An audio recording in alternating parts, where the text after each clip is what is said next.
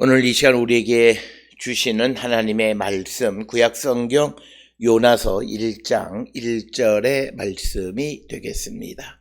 요나서 1장 1절에 있는 말씀 한 목소리로 합독하시겠습니다. 여호와의 말씀이 아미떼의 아들 요나에게 임하니라 이르시되 아멘. 오늘부터 우리는 이제 요나서를 통해서 주시는 하나님의 말씀을 우리가 같이 살펴보겠습니다. 특별히 우리가 이 요나서 전체가 우리에게 주는 메시지가 무엇인가, 그리고 이 요나서가 성경 전체에서 어떤 중요성이 있느냐라고 하는 것입니다. 오늘 주시는 이 요나서는 우리가 잘 아는 대로 마태복음 12장 40절에서 예수 그리스도께서 죽음의 세력을 이기고 부활하시는 그 이야기를 요나가 3일 동안에 큰 물고기 뱃속에 있었던 것에 비유하는 그런 말씀으로 많이 인용이 되고 있는 것이 바로 이 요나서의 말씀이 되겠습니다. 따라서 이 요나서는 예수님 당시에 많은 사람들에게 이제 예수 그리스도의 부활을 설명할 때 그것을 잘 이해할 수 있는 구약에 있는 좋은 이해 가운데 하나였다라고 하는 것. 그래서 그것으로도 이 요나서는 굉장히 중요한 의미를 갖고 있는 책이다. 그래서 구약과 신약 사이의 관계, 요나서와 예수님과의 관계는 예수님의 부활을 설명하는 데 사용되어졌던 이야기가 바로 요나의 이야기이다라고 하는 것을 우리가 기억하셔야 되겠고, 요나서 전체가 우리에게 주는 주제는 무엇일까라고 하는 것입니다. 오늘 주시는 이 본문의 말씀을 통해서 우리에게 주는 것은 하나님의 보편적 사랑을 우리에게 가르쳐 줍니다. 우리가 지금까지는 유다 백성들은 하나님이 택하신 이스라엘 백성들에게만 그들에게 구원하시고 그들에게 은혜를 베푸시고 그들에게 역사하시는 분으로 이해했고, 이런 생각은 예수님 당시 시대에도 사도 바울의 시대에도 많은 이들이 그렇게 생각을 했기 때문에 이방인들에 대한 하나님의 어떤 구원의 섭리들을 잘 이해하지 못했던 것을 우리는 알고 있습니다. 따라서 사도 바울이 복음을 전할 때, 특히 그가 이방의 선교자가 되어서 복음을 전할 때 이방의 하나님의 말씀을 전한다라고 하는 것 자체도 유대인들로서는 받아들이기 어려웠고, 그리고 또 하나는 바로 그 이방인들에게도 하나님께서 성령을 허락하셨다라고 하는 것도 받아들이기 어렵고, 더 큰 것은 이방인들이 하나님의 백성이 되어질 수 있다라고 하는 그런 것들, 즉 하나님의 사랑이 어떤 유다 백성들에게만 국한한 것이 아니라 온 세상의 모든 자들에 대한 하나님의 보편적 사랑, 그리고 예수 그리스도 안에 들어오는 자, 예수 그리스도를 통해서 하나님을 믿는 자 모두에 대한 하나님의 사랑이 강조되어지는데, 바로 그런 하나님의 보편적 사랑을 우리에게 보여주는 것이 바로 요나서의 말씀이고, 하나님의 보편적 사랑을 말한다라고 하는 것은 뒤집어서 이야기하면 이제 하나님의 선교가 이제 이방인들에게도 향하는 것을 우리에게 보여주는 그런 책이다. 그래서 많은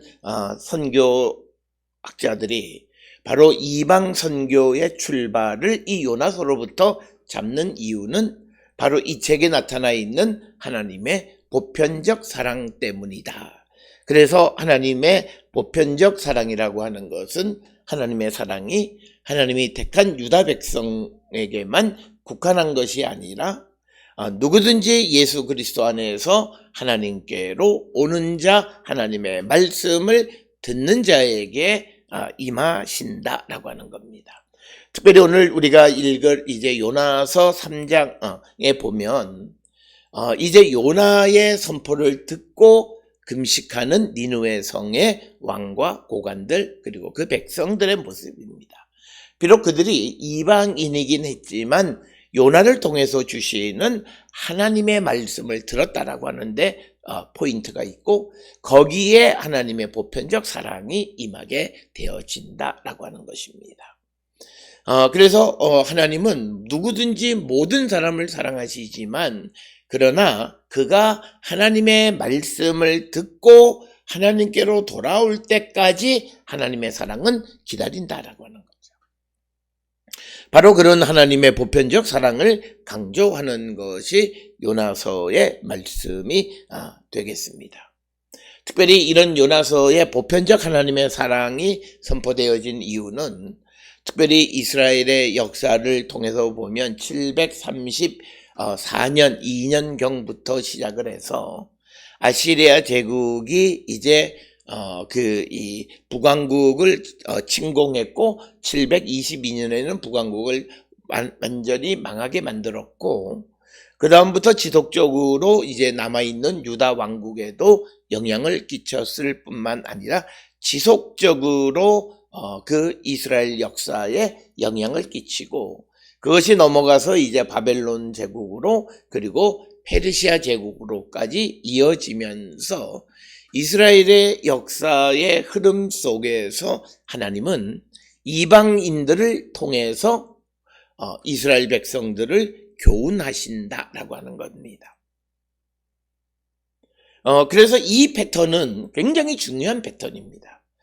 그래서 바울이 복음을 먼저 이방인에게 전하는 이유는 유다 백성들이 이스라엘 백성들이 복음을 받아들이지 않았기 때문에 이방인들을 통해서 유다 백성들을 하나님의 백성들을 자극하기 위한 것이었다라고 하는 그런 설명들을 우리가 보듯이 이 구약 성경 전체에서 우리에게 보여주는 것은 하나님께서는 이방인들을 통해서 유다 백성들, 이스라엘 백성들, 하나님이 택한 백성들을 교훈하시고 훈계하신다라고 하는 겁니다. 따라서 여기에서 우리가 하나님은 그 이방 백성들도 하나님의 말씀을 듣는 자들, 듣지 않는 자들에 대해서 듣는 자들에게는 구원이고 듣지 않는 자들에게는 하나님의 심판. 그래서 우리가 이 요나서 3장에서는 니느웨, 아시리아 제국의 니느웨 성의 왕과 고관들은 하나님의 말씀을 들었기에 그들이 재앙을 면할 수 있었고 그러나 우리가 하박국서에서 보았듯이 바벨론 왕들은 교만하고 거짓스럽고 하나님의 말씀을 듣지 않는 자들이었기 때문에 결국은 그들은 하나님의 심판을 피할 수 없었다. 따라서 이제 이 요나서로부터 시작을 해서 물론 우리가 정확하게 연대를 정확하기는 어렵지만 이제 예언서들의 구약 성경의 이스라엘 역사에 이제 이방인들을 통한 하나님의 역사가 나타나기 시작한다는 거예요. 그러기 위해서는 하나님의 섭리, 그것이 다윗 시대나 솔로몬 시대 때에는 유다 땅, 예루살렘, 이스라엘 백성들에게만 국한되어졌던 것이 이제는 역사의 스펙트럼이 넓어졌기 때문에 이제 하나님께서 이방인들을 하나님의 역사의 장으로 끌어들이셨다는 거죠.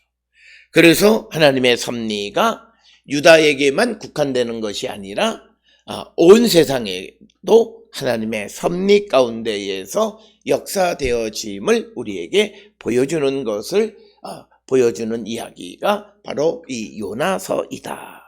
그래서 이 요나서가 갖는 의미는 유다 백성들이 그들의 좁은 눈을 넓혀주는 역할을 하고 그들의 좁은 세계관을 넓혀주는 역할을 하고 그들의 하나님에 대한 인식이 넓어지는 역할을 하는 겁니다. 특별히 하나님을 그저 자기들에게만 역사하시는 하나님, 그리고 하나님은 유다 땅, 그리고 그 중에서도 예루살렘에서만 역사하시는 하나님. 그런데 그 하나님은 예루살렘에만 계시는 분이 아니라 바벨론에도 니느웨에도 계시고 온 세상에 계시는 분이라고 하는 그 하나님의 영역이 넓어졌다라고 하는 겁니다. 따라서 이스라엘이 이스라엘 역사상에서 그들의 민족적 재난을 통해서 그들에게 주어진 가장 중요한 것 중 하나는 그들의 하나님에 대한 인식의 폭이 넓어졌다는 거예요.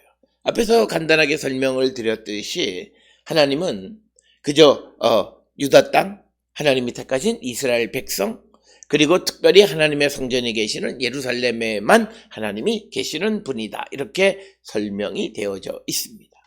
따라서 우리가 아모스나 호세아 같은 예언자들은 예언의 말씀의 대상이 이제 하나님의 백성들, 유다 백성, 이스라엘 백성에게 국한되어집니다. 그러나 이 요나서에서는 이 요나의 말씀을 듣는 사람의 대상이 언급되어져 있지 않고 하박국도 마찬가지로 대상이 언급되어져 있지 않다라고 하는 것은 이 말씀은 누구에게나 전해지는 말씀이었다라고 하는 것입니다.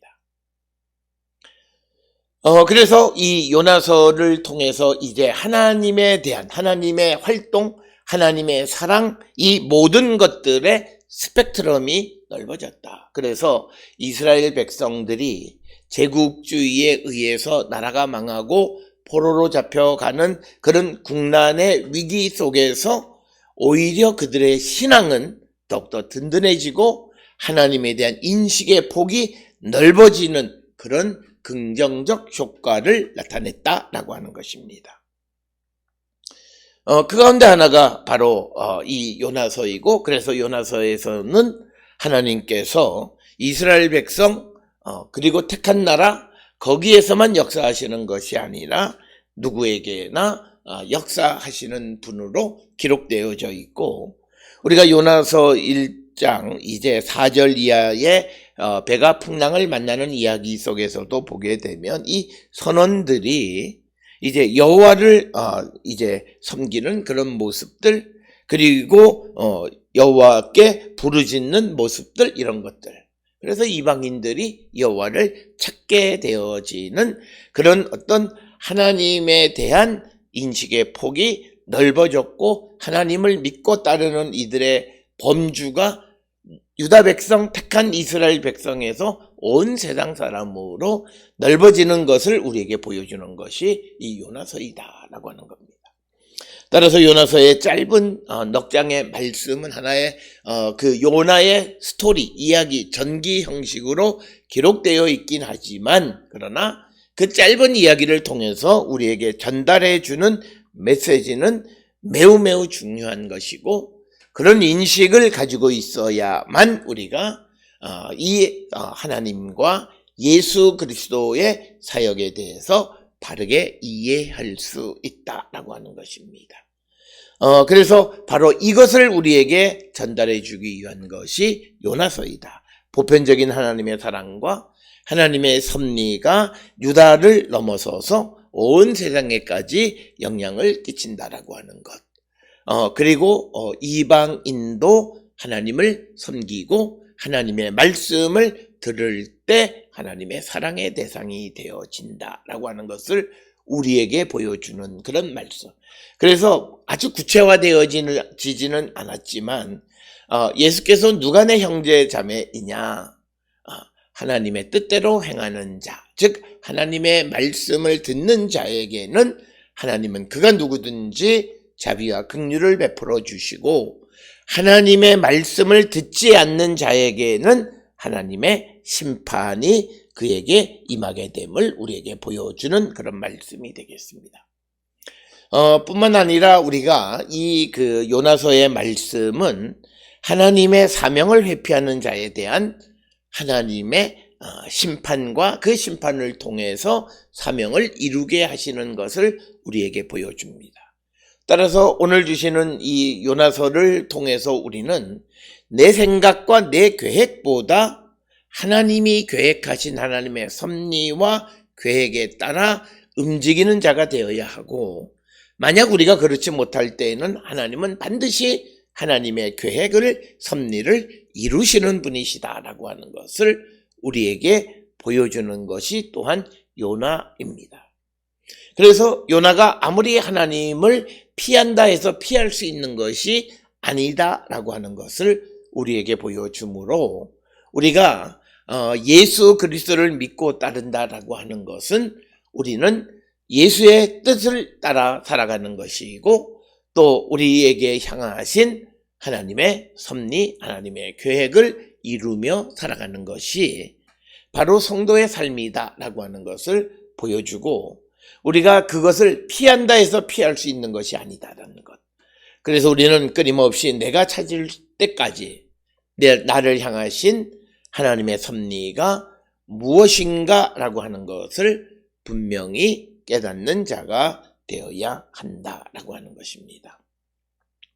자, 그러면서 이제 요나서 1장 1절은 항상 요나서나 예언서의 다른 부분과 마찬가지로 이제 그 표제어, 그래서 이 예언이 어떤 것이냐라고 하는 것인데 특별히 요나서 1장 1절은 다른 예언서의 표제어 부분, 도입 부분과는 좀 다릅니다.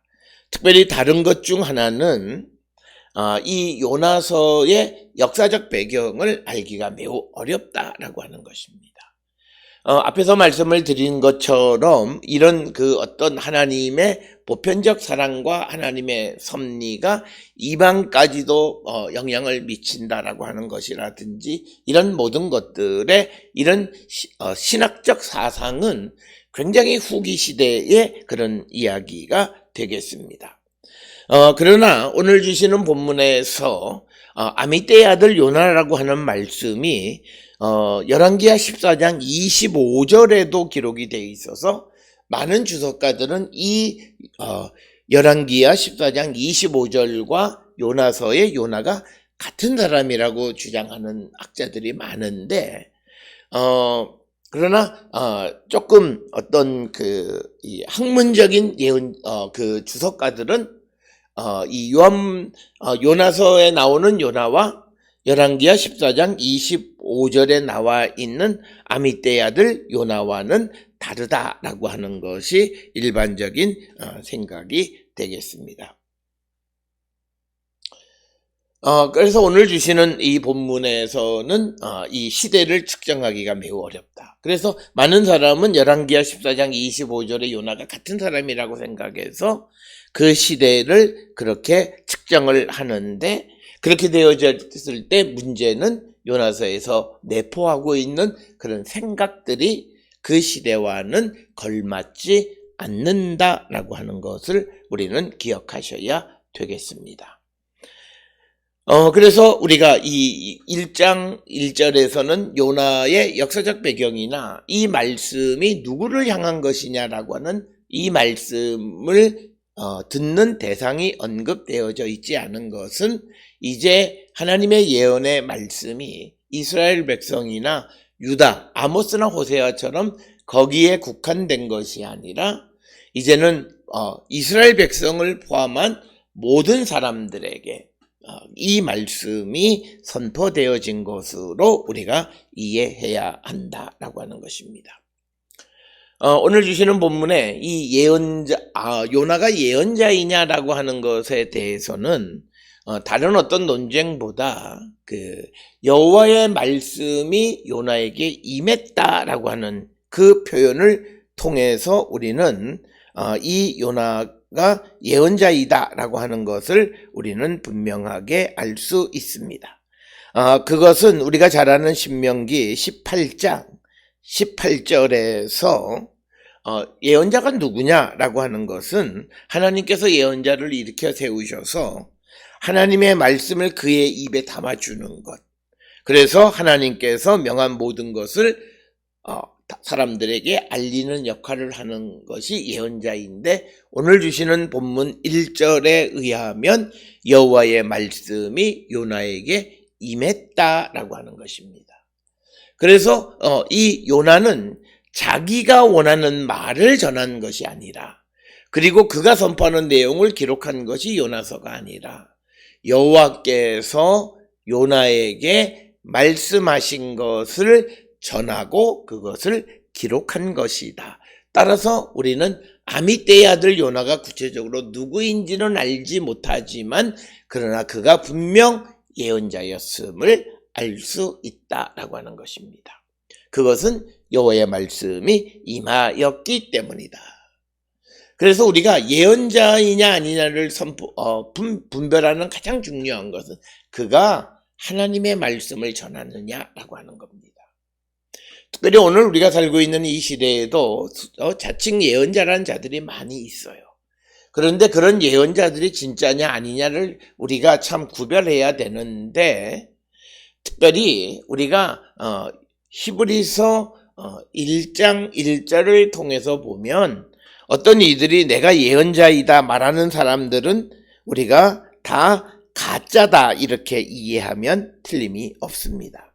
왜냐하면 히브리서 1장 1절에 하나님께서 옛날에는 예언자들을 통해서 여러 번 걸쳐 여러 가지 방법으로 우리 조상들에게 말씀하셨으나 이 마지막 날들에게는 아들을 통하여 우리에게 말씀하셨다는 거예요. 그러니까 이제는 예언자들을 통해서 우리에게 말씀하네요.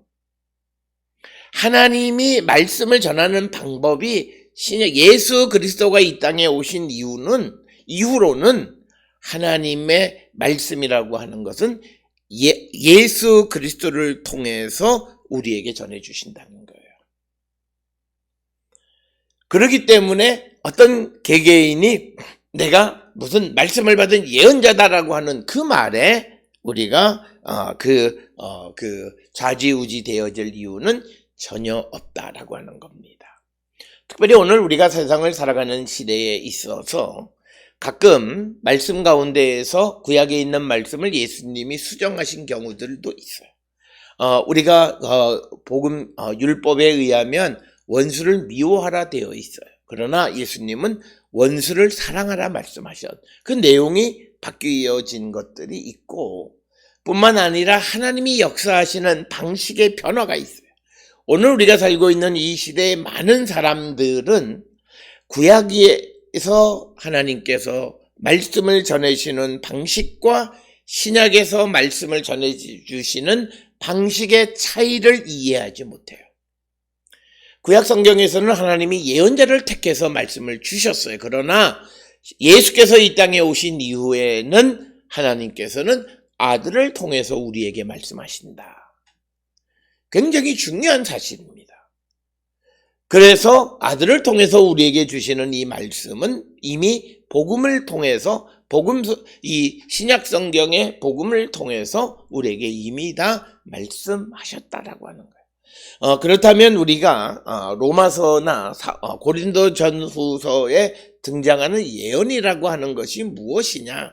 그 예언은 오늘 우리가 말하는 신명기 18장 18절에 이야기하는 선지자를 세워서 하나님의 말씀을 주는 그런 예언자가 아니라 사람들에게 하나님의 말씀을 훨씬 쉽게 이해시켜주는, 그래서 사람들의 믿음을 격려해주는 역할을 하는 사람을 의미하는 것입니다. 그것이 우리가 고린도전서에 등장하는 예언이다라고 하는 것을 우리가 구별할 줄 아는 자가 되어야 한다라고 하는 겁니다.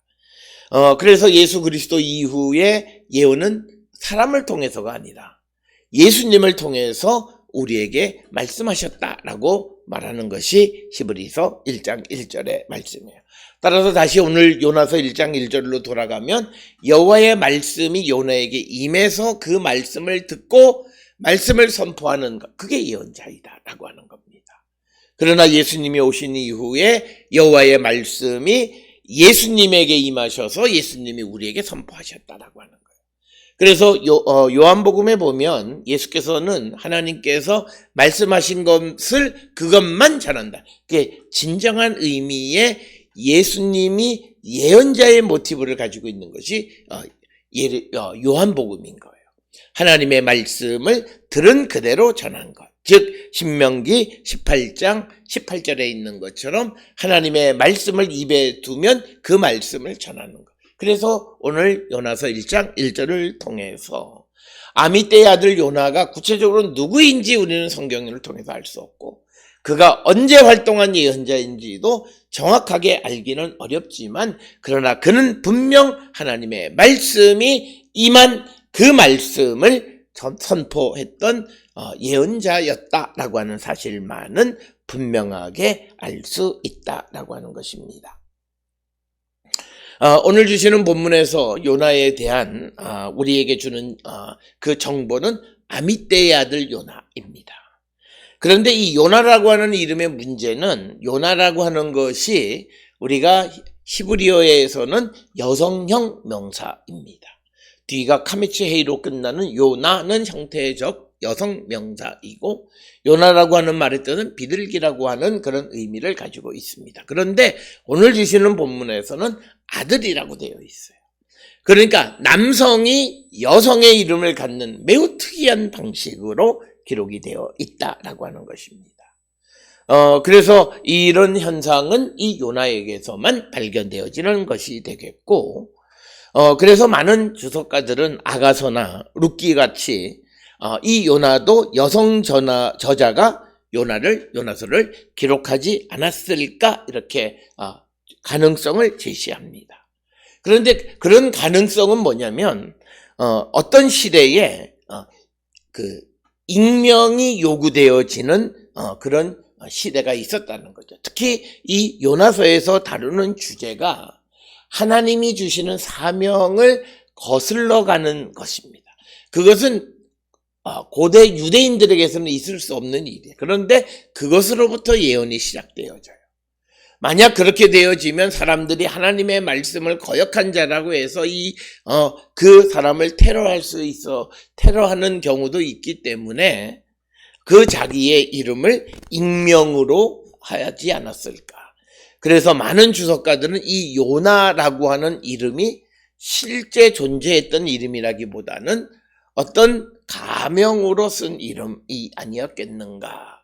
그리고 그런 이유는 하나님이 주신 사명을 거역하는 것에 관한 신성 모독에 관한 이야기를 기록하기 때문에 익명성이 필요했다. 이렇게 설명을 합니다.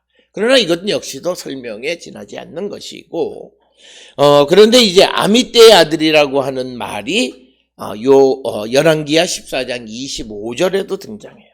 그래서 많은 사람은 이 아미떼의 아들 요나와 열왕기하 14장 25절을 같은 사람이라고 이야기하는데, 그런데 문제는 열왕기하 14장 25절에서는 앞에 가드헤벨이란 말이 더 붙어 있어요. 즉 가드헤벨 지역 출신의 아미떼라는 사람의 아들 요나이다라고 하는 거예요.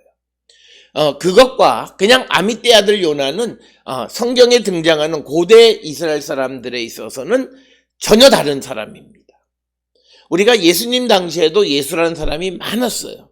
그런데 그 예수라는 사람하고 나사렛 예수는 전혀 다른 거예요. 사람 앞에 지명을 붙인 것은 그 사람을 특별히 구별시키기 위한 장치였다라고 하는 거예요. 그래서 열왕기하 14장 25절에 가드헤벨 사람 아미떼의 아들 요나와 요나서 1장 1절에 아미떼의 아들 요나는 전혀 다른 사람이다 라고 하는 것을 우리는 기억하셔야 되겠습니다. 그래서 이 아미떼의 아들 요나가 누구냐, 그의 역사적 배경이 무엇이냐라고 하는 것을 우리가 알기가 매우 어렵다라고 하는 거예요. 그러나 중요한 것은 하나님이 요나라 불리는 어떤 사람을 통해서 말씀을 전하셨고, 그 요나는 하나님의 대언자의 역할을 감당하고 있다라고 하는 것입니다. 오늘 우리가 요나서 1장 1절을 통해서도 이 요나서 1장 1절은 다른 예언서들과는 매우 다른 형식을 가지고 있는데, 그건 역시도 어떤 배경이 있는 이야기이고, 특별히 오늘 주시는 이 본문의 말씀은 결국 이 하나님의 말씀은 이스라엘이나 유다나 어떤 하나님의 택한 백성들에게만 주시는 것이 아니라 보편성 있는 누구에게나 주시는 말씀이고, 그것은 요나서가 추구하는 하나님의 보편적 사랑과 하나님의 섭리가 이스라엘과 이스라엘 사람들에게만 국한되는 것이 아니라 이방에까지 영향을 끼치는 것을 드러내 보여주는 그런 이야기임을 우리가 예견할 수 있다라고 하는 것입니다. 따라서 이제 우리는 이 아미떼의 아들 요나를 통해서 주시는 하나님의 메시지를 우리가 듣게 되는데, 그 메시지를 통해서 우리의 삶을 성찰하는 우리 모두가 될 수 있기를 주의 이름으로 축원합니다.